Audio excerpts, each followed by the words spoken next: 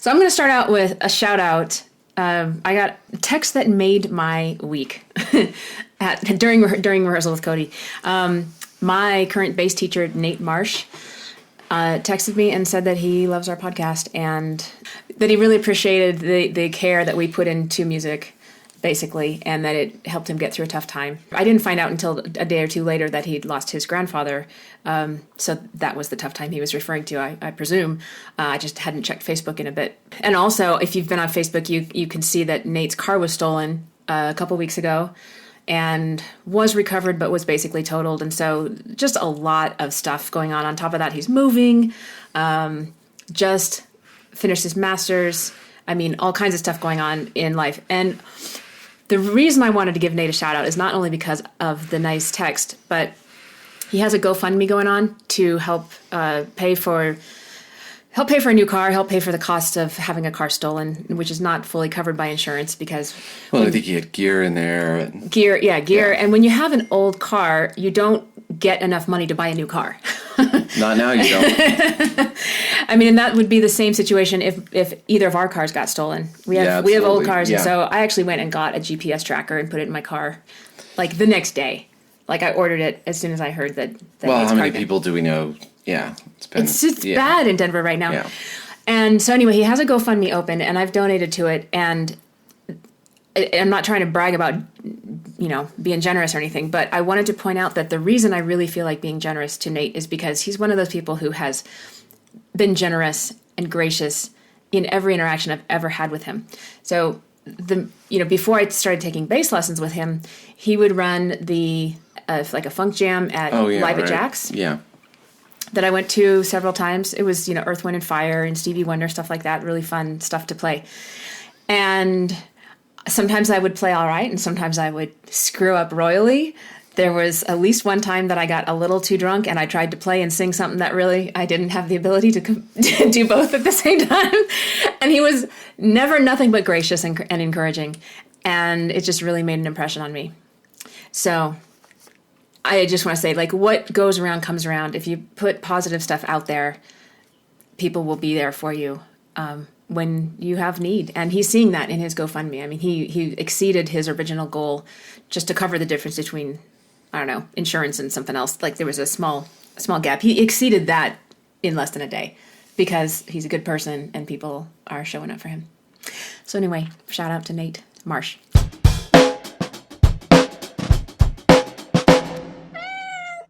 So as far as us, I was out of town most of last week, so I didn't do a ton of music, but then I got home from a family visit to Washington State at 3:00 in the morning, and then we had a rehearsal at noon. So we had rehearsal with Cody Qualls. This is with Ian on drums, Ian Rollins, who we've played with before. That rehearsal went great.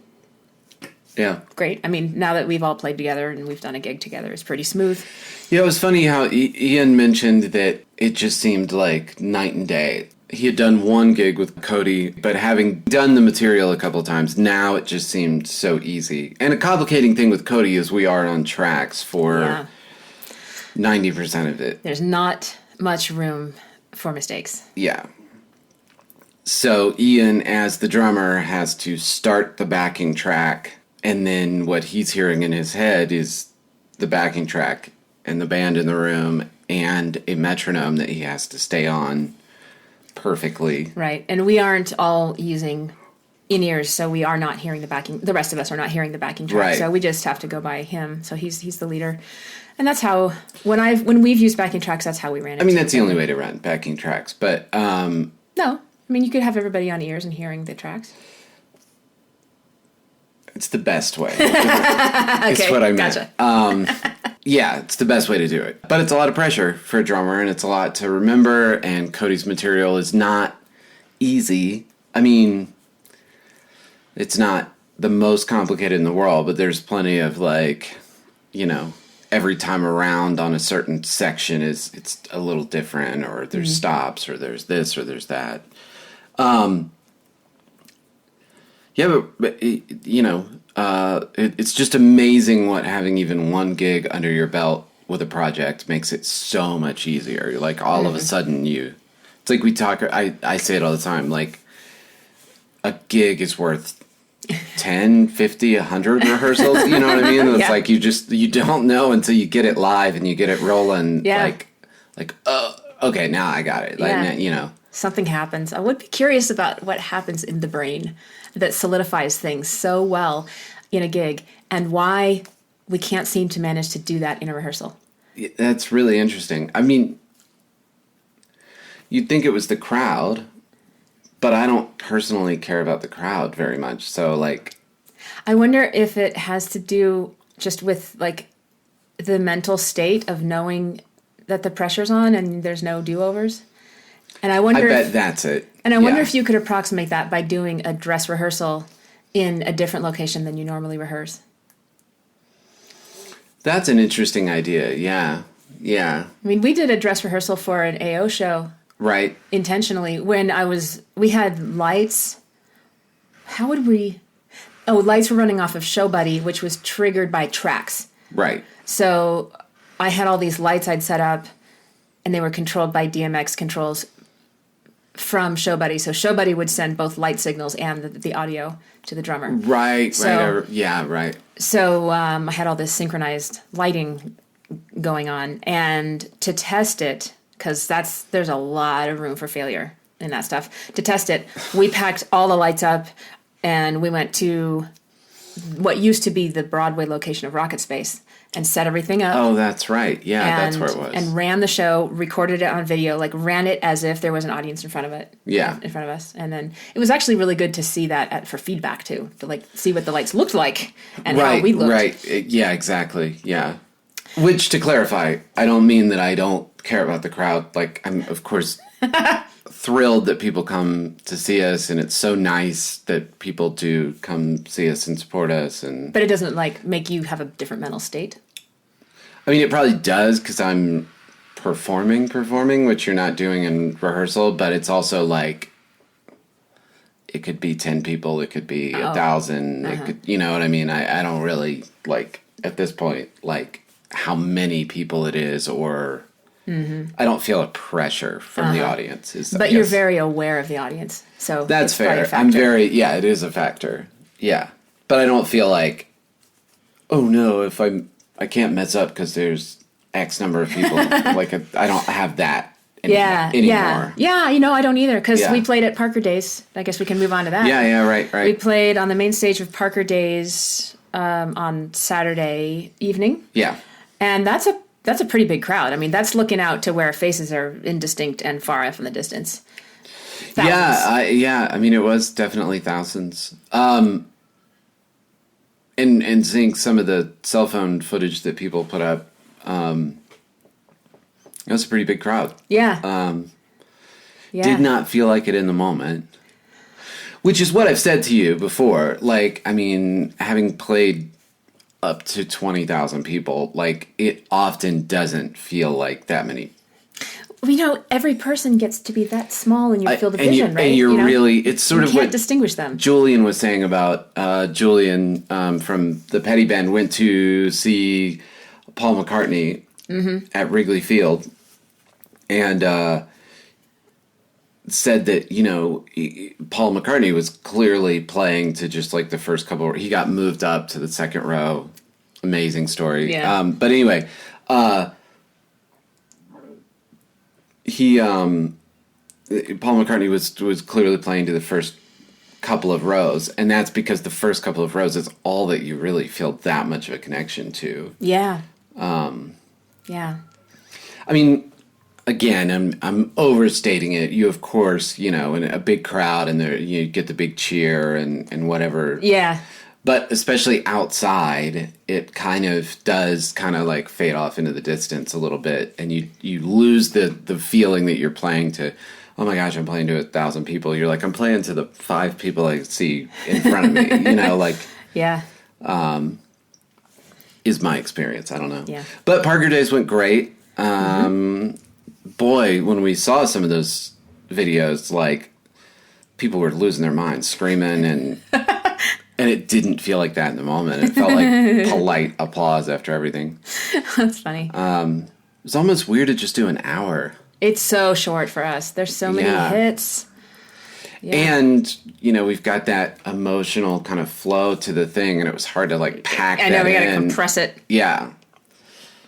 Yeah. So, but I felt like I brought a lot of energy. Like, I felt like it was, this is different from our theater gigs in the sense that there are a lot of people there who don't know about us. Right. Because it's a public gig. True. With a lot People of people didn't buy tickets to that. Yeah. So we wanted to kind of capture the audience. So it was a time to really bring it. Yeah. And we announced our mobile list from stage. I spoke the number very slowly 3 times so that people could hopefully sign up. And, that's different from, like, we would never do that at a theater show because people already know who we are. They are in the room. They've paid for tickets to be there. So, yeah. And not like I don't bring it to theater shows, too, but there's just there's a little sense that, like, you have time for the organic growth of the energy. And we had to win that crowd over. Yeah. I mean, they were fine with seeing us when we started. It wasn't a negative. No crowd is ever negative. Like, I say this all the time when I do performance You've coaching. had negative crowds. I've had negative crowds, but if you have a negative crowd, it doesn't have anything to do with you. Right, yeah. In general, 99% of any given group of people really wants to love you. Mm-hmm. They really want to have a good time. They don't want to sit through something that's not awesome. When you're walking out on stage, they are fingers crossed, like, I really want this to be awesome. Right. And so all you got to do is just let them... You got to give them an opening. So when did we win them over? I think it really took off on... I think it started on Stop Dragging My Heart Around. Okay, the 3rd song. Yeah. And again, they were fine with the other ones, and a few people were moved up to the stage, but like it started becoming...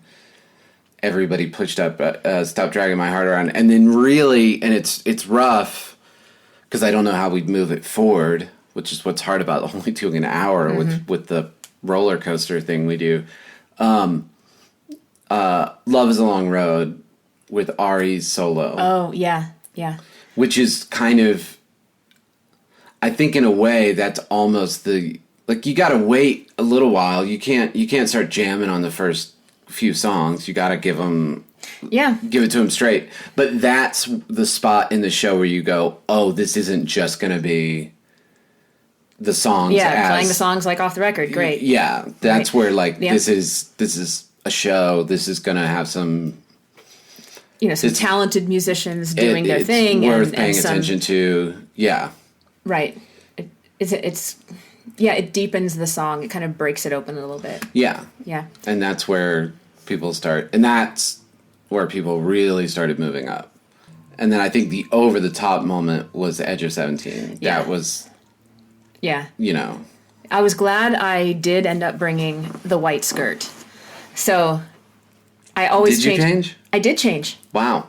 Yeah, So there was a wing of canvas on the left side of the stage left. Right. So this is an outdoor show, so I can never count on being able to change. I normally, for theater shows and anything indoors, I change out of a black skirt into a white skirt for Edge of 17, and I do that during the intro, like you're killing time, like building it up. At an outdoor show, who knows if I'm going to have a place to change. So I almost didn't bring the skirt. I threw it in at the very last minute because I thought, like, I'm not going to go change in view of anybody, even if I try to put one skirt on and like pull the other one off. I can change in a parking lot, but I'm not going to do that in front of a crowd of people during a show.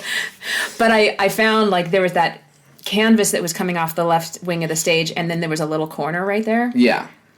I just stuck myself right into that corner, and I couldn't quite see any audience either side. Yeah. And I changed right in there. Which is why I'm kicking myself for asking if you changed, because as soon as you started saying, I totally remember you doing that, because I was doing the intro and like watching you. You were watching me change? Well, I was to see when you were ready. Yeah. And like you were trying to like change it, like somebody was talking to you or something. I know, the announcer was like making some comment. I was like, I can't hear you. Like this is my song. And I'm like, and I'm looking at and then that's what's great about sunglasses is it's like you can't tell where my eyes are going. So I'm like looking like I'm looking at the audience, but I'm really like side-eyeing you.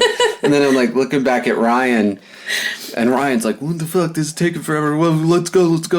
And Really? of course, It was the same as always. It wasn't any longer than. And it always is. Let's go. Why is this taking forever? There's so much power in building it up. I know, and not letting them have it right away. Nonetheless, I get the pressure. Yeah, and I was like watching you change it. I was like trying to like, oh, I guess I should do another lick, and then like back to the thing, and like still not ready. Okay, I guess. And they're like, why is this guy talking at her? Like, he probably thought that I wasn't singing that song because I was off stage. Yeah, that's probably. I mean, they were great, actually. I mean, like that. Oh yeah, that was the fastest, greatest sound check. And they were so competent and just like addressed the issues. They didn't waste time on anything that didn't need time. Yeah, we did have an issue with wind. Oh my gosh, Ryan, in his defense, is totally right. Like, you need to plan for that in Colorado. Like, the wind is going to kick up. And it blew over at least one of his cymbal stands. I don't know if it took down more. It took down, the ride cymbal at least once. And we put it back up, and then he had to take the ride cymbal off for several songs because it would have just kept blowing over. Yeah, there was nothing, which is a bummer. I mean, I guess we could plan for that to happen, but at some point, you can't. What are we going to bring, like, truckloads of every contingency? Like, you know, tarps and... And this is where we were carpooling into, so we had to make sure we had a limited amount of gear. Yeah. Went really smoothly, though. That was great. I'd do it again. Yeah. Yeah. Absolutely. So, upcoming. Or did you want to talk about anything you did this week? You just basically... No, just producing and... and landscaping. And landscaping. Yeah, that's pretty much all I did. I did gardening in Washington State with my aunt. Yeah. And you did landscaping here in hot, dry Colorado. Sure did. For us. Sure did. Helping with the outdoor gigs, though, getting used to being sweaty. Yeah. So. Yeah, just producing a lot of stuff. Actually, a lot of EPs. Finishing up a lot of EPs that people are wanting to put out ASAP. Casey's EP is... We finished tracking vocals on it, so I just have to mix and edit, and there's a ton of editing. And Cody's doing another one, and Jonathan's keeping at it, man. We're almost, Jonathan's... He's prolific. Cranking, yeah. And Daniel Mendez. So hopefully you can finish those soon and we can get back on our stuff. We need to, we need to. Because I feel like we're getting positive energy back. Well, I know. Well, yeah. I know. Well, we got to figure out a video. I know. Yeah. We need to just sit down over a beer and flesh out the rest of that concept. Yeah. So upcoming California, going to California to play. Yeah. Let's see. This one is not the 2 shows, it's the 1 show. So we're doing Lake Forest. So LA. Lake Forest. LA area. Right. And then we're going to spend a few days in San Diego. Yeah. Since we're right there anyway. I guess maybe I need to bring the interface so we can do a podcast from there. Yes. Because we're traveling back on Tuesday and going straight to Cody's show. Yeah, that's true. We're flying back Tuesday morning and then... And it's no longer a nonstop because there was no nonstop available. We just changed the flight to be able to come back for the gig. And so we're going to be traveling most of the day. Unfortunately. Then grabbing gear and going to the show. A lot of travel these couple months. Yeah. It's great. Yeah, it's wild. It's not great. I'm such a baby about travel now. I don't like it. No? Yeah. Because you don't get to just sit here at your desk with your headphones on, just doing your thing, just in your head, in your screen. Mainly. Yeah. Maybe. I don't know. You could be surrounded by anything. I mean, you are surrounded by a mess because that's the way you like it. Yeah, I do like a mess. And I'll come in and all you have is like the harsh overhead light on.